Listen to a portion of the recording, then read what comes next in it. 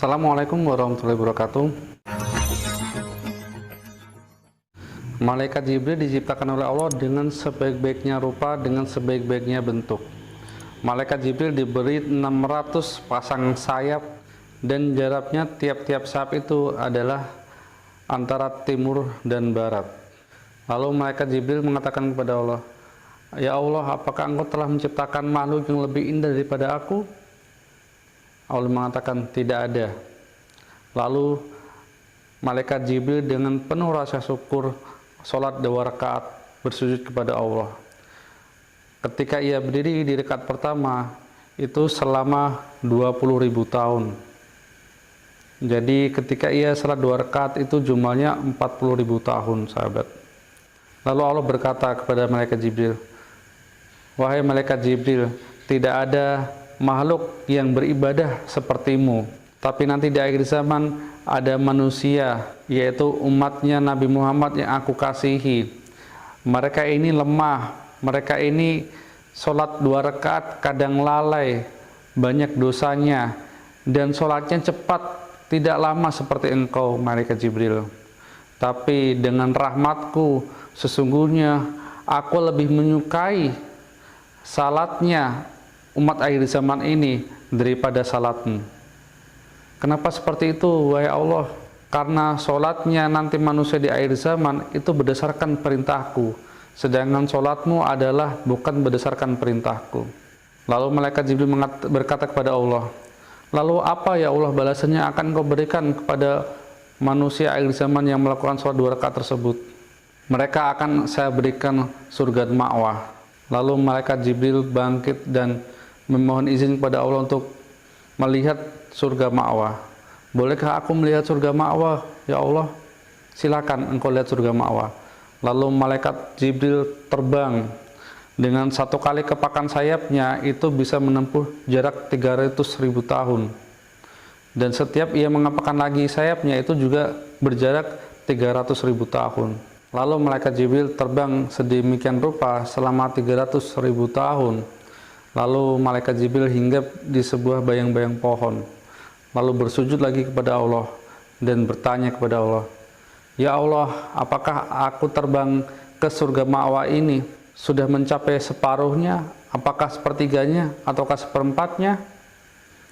Lalu Allah berkata, "Wahai Jibril, seandainya engkau terbang selama 300.000 tahun lagi dan aku berikan kekuatanmu seperti kekuatanmu lagi seperti ini, lalu aku tambahkan lagi sayap-sayapnya lebih banyak lagi, sesungguhnya engkau belum mencapai 1/10 dari pahala sholat hambaku 2 rakaat di akhir zaman tersebut." Masya Allah, sungguh Allah itu sangat sayang kepada kita, kepada hamba-hambanya, kepada umat Nabi Muhammad, yaitu umat akhir zaman, ya kitalah sekarang ini, sahabat. Allah tuh benar-benar sangat sayang. Coba bayangkan, kita disuruh sholat itu sering bolong-bolong, sering lalai, dan sholatnya itu super kilat, cepat, tidak sampai 5 menit selesai. Tapi dengan rahmat Allah, kita itu benar-benar disayang oleh Allah.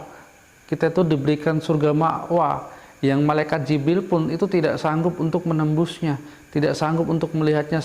Dalam perjalanan 300.000 tahun dengan kekuatan malaikat Jibril itu tidak bisa menembus 1/10 saja dari surga ma'wah tersebut. Maka kita bersyukur, sahabat. Jangan pernah kita lalaikan sholat. Kita ini makhluk yang benar-benar sangat disayangi oleh Allah, sangat dicintai. Maka bagi sahabat-sahabat semua yang mungkin masih bergelimang dosa, masih melakukan maksiat, ayo segera bertobat. Jangan ditunda-tunda.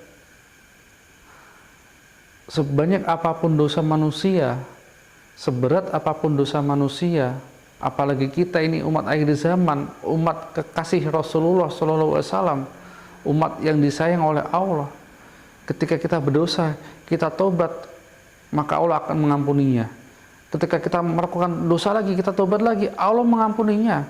Ketika kita berdosa lagi, kita bertobat lagi, Allah akan mengampuninya. Walaupun dosa kita sebesar gunung, sebanyak buih di lautan, ketika kita mau bertobat kepada Allah, itu Allah akan mengampuni. Allah tahu bahwa kita besok-besok nanti akan melakukan dosa lagi, itu Allah tahu. Tapi ketika kita memohon ampun, kita istighfar, Allah tuh mengampuni lagi ya sahabat. Sampai kapan? Sampai batas di kerongkongan. Ketika nyawa kita dicabut, di kerongkongan kita nyawa kita sudah mau habis. Ketika kita mengucapkan la ilaha illallah dan kita mohon ampun, kita bertobat, kita menyesali segala perbuatan kita, maka Allah masih mengampuni diri kita. Tapi ketika ajal menjemput kita dan kita belum sempat bertobat kepada Allah, maka tidak ada ampunan bagi kita. Tinggallah penyesalan yang jika kita dihidupkan lagi di dunia ini, kita ingin berbuat kebaikan, kita ingin menghambakan diri kepada Allah.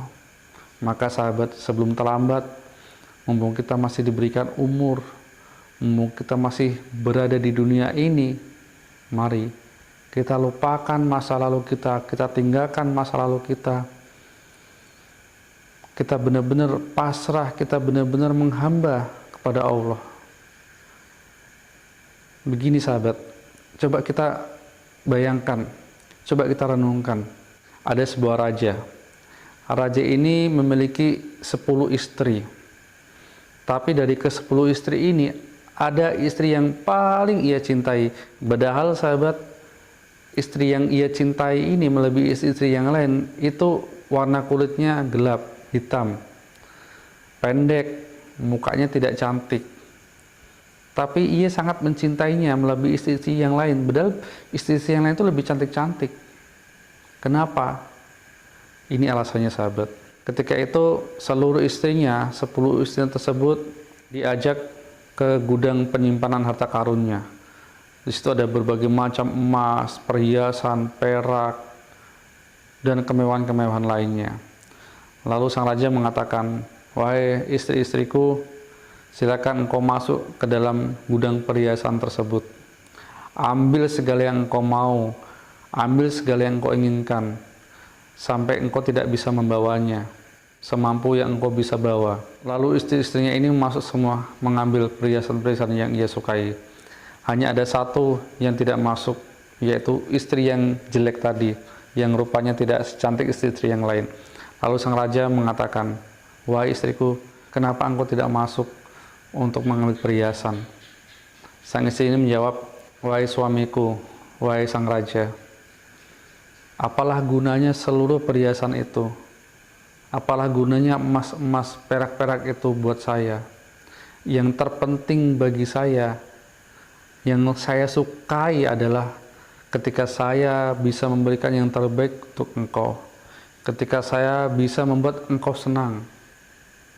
Lalu jawaban itu membuat sang raja tertegun dan membuat istri-istri yang lain terpana.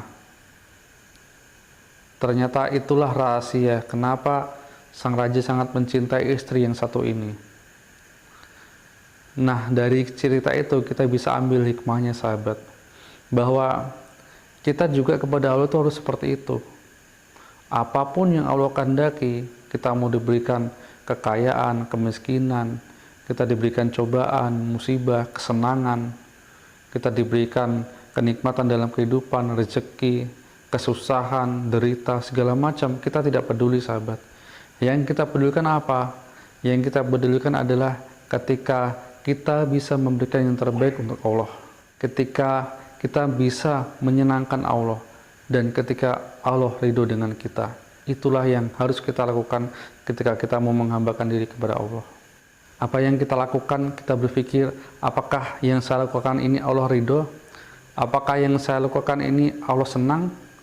Apakah yang saya perbuat ini Allah tidak murka? Kita harus berpikir seperti itu sahabat. Semua yang kita lakukan itu hanya untuk Allah. Jangan pernah mengharap kepada makhluk, karena makhluk itu tidak bisa berbuat apa-apa, tidak bisa memberi apa-apa. Hanya Allah lah yang sanggup merubah segalanya untuk diri kita. Hanya Allah lah yang sanggup mengabulkan doa-doa kita. Maka kita harus bersyukur dengan hal ini. Kita ini benar-benar umat akhir zaman yang spesial, yang Allah sendiri pun sangat sayang dengan diri kita. Kenapa kita menyanyiakan hal ini sahabat? umat-umat terdahulu sebelum zamannya Nabi Muhammad itu tidak pernah mendapatkan spesialisasi seperti ini. Ketika mereka melakukan dosa langsung diazab, ketika mereka melakukan dosa itu langsung diberikan hukumannya saat itu juga. Tapi umat akhir zaman ini adalah umat pilihan, umat yang paling dicintai oleh Allah Subhanahu wa taala. Semoga bermanfaat. Billahi taufik wal hidayah. Wassalamualaikum warahmatullahi wabarakatuh.